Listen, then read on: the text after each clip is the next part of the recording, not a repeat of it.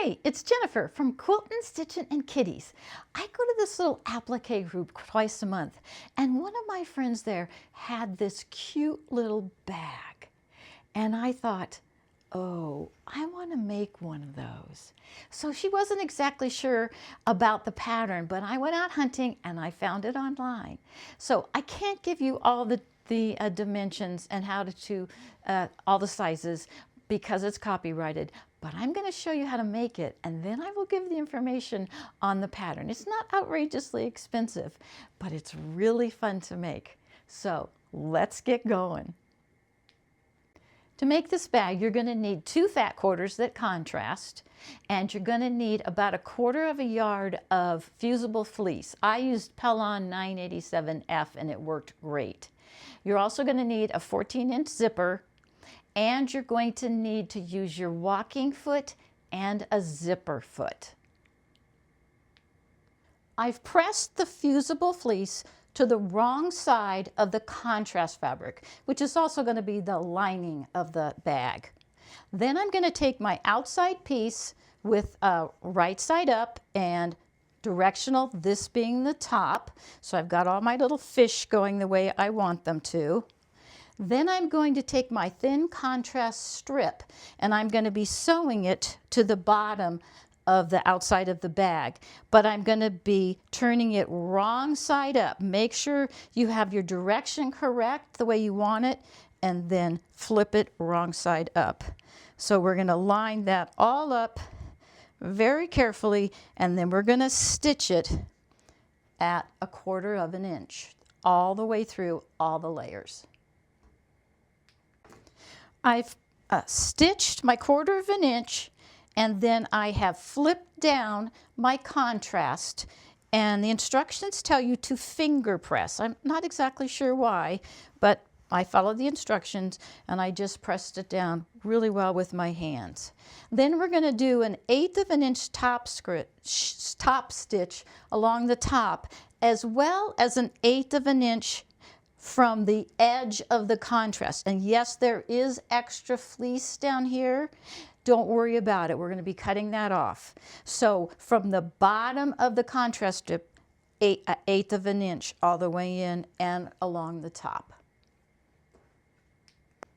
I've stitched my 1/8 inch from the edge of both the top and the bottom, and then it has me trim it down to the size that it's supposed to be. And so you do that for both sides. So, boy, is that cute. I really like that. Okay, so the next thing that we're going to do is we're going to put the contrast piece on the top. So you take your rectangle that you've cut in half, and you turn it under 1/4 inch on the 2 short sides, and you leave the hypotenuse, which is the long side of a triangle, not turned under. Then center that between the seams on the top of your bag. And I just wanted to comment, when I turn these under, I've always had a hard time getting things to really stay when I turn under something that's only 1/4 inch. So I used a little bit of my sew line glue and just put a few little dabs along the edges and then folded it and then pressed it. Man, it works like a charm. I got to remember to do that for more things. This glue stuff is great, you know, and it comes out. I mean, it comes out when you wash it, but after you've started putting the quilt together, you can't even tell it's there. And it's completely safe to fabric, so I love it. So we're going to center this at the top. We're going to do that for both pieces. And then we're going to go ahead and use a walking foot, and we're going to stitch along the edges. And what the directions say is just along the edge. So I would guess about 1/8 inch is all you're going to need. But it definitely says use a walking foot. So I'm going to go ahead and do that. I think these are going to look really cute. And then I'll be back.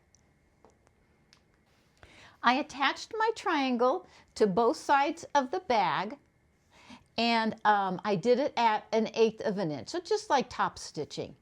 And I think it looks really cute. Then I went ahead and I did the zipper. The first thing they have you do is cut off the end of the zipper stop and then make zipper ends. And that's to finish off the edge of the zipper. The pattern says cut 1.5 inches by 4 inches, put it wrong sides together in half, press it, then put it in half again. So you end up with a piece of finished fabric that goes around the edge. Well, let me tell you, that 1.25 inches was not, sorry, 1.5 inches was not big enough. You just had a horrible time getting the zipper to go into that end. So I went ahead and cut mine at 2 1/8 wide by 4 inches. The 4 inches is going to allow you to make zipper ends for both of them. And it's still not a huge zipper end. It's a little hard to tell. So you went ahead and made that and attached that zipper end to both sides of the zipper. But first you measured out exactly how wide your fabric was and then made your zipper total length an inch less, which makes sense. So the pattern calls for a 14-inch zipper. I had a 16-inch, and I ended up probably cutting off about this much, but you've got plenty. Then you go ahead and attach the zipper to one side and then top stitch it and then attach it to the other side. And I didn't want to go through all the instructions for you. I think the pattern instructions are actually very good on how to do the zipper. So now I'm ready to, I'm so excited, to sew it together. Now never forget, when you're sewing something together with a zipper, always leave it partially open so you can turn it inside out. So what we're going to be doing is we're going to be going ahead and putting the right sides together, and we're going to be stitching along the sides and the bottom and the other side. And it says make sure and catch your tab ends in your side seam. I'm not sure about that. I will come back to you and tell you what happens when I stitch those pieces together. I stitched the side seams, and I recommend that you are stitching the side seams 1/8 of an inch just to the right of the zipper tab. Don't catch the zipper tab in the side seams. It's going to become too bulky if you do. But no further apart than 1/8 of an inch. So if you have to adjust your seam allowance, do that. Then the very last step that you do is you take the bottom of the bag and you flip it up, and you can see the stitch line where you've got the contrast fabric, and then you stitch the side seams just along that section where you flipped it up. It's a little hard to tell in the picture here, but just right here. And what I did is I basted it first to make sure it looked right, turned it inside out, and it was perfect. So 1/4 of an inch, same thing, seam allowance, just that little edge, and that's going to give you that fun little bottom. So now we're ready to turn it inside out and take a look at our little bag.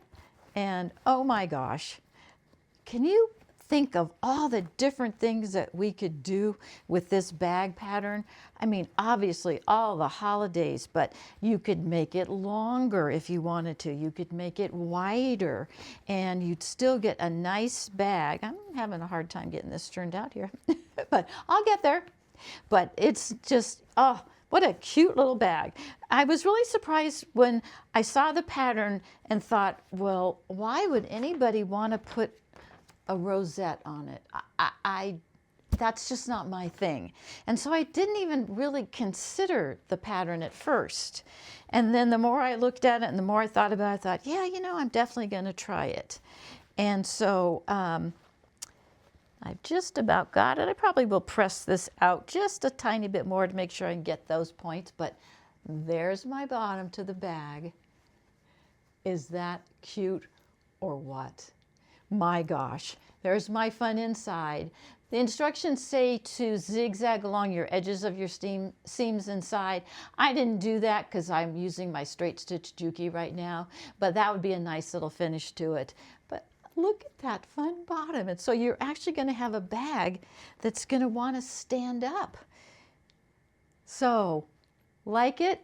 Oh my gosh, I just love this bag. It's all about the fabric again, isn't it? So if you have any questions at all, please let me know. The information about the pattern, it's called Lollipop Bags, and it's by Atkinson Designs. It's an older pattern. It says 2011 by Terry Atkinson. I found it online at Sunnyside Quilts, and the web address was just sunnysidequilts.com. And they even wrote me this nice little thank you note when they stuck it in the pattern and said, Jennifer, thank you for your purchase. It's greatly appreciated. Happy holidays. I thought that was a really kind thing to do. So I ended up paying about $10 for the pattern and the shipping.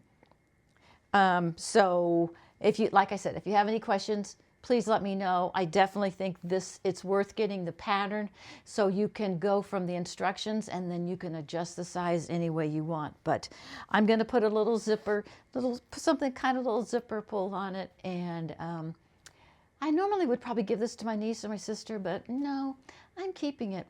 It's just too cute. Let me know if you have any questions. Watch out for the shark's teeth. Take care, and I will see you again real soon.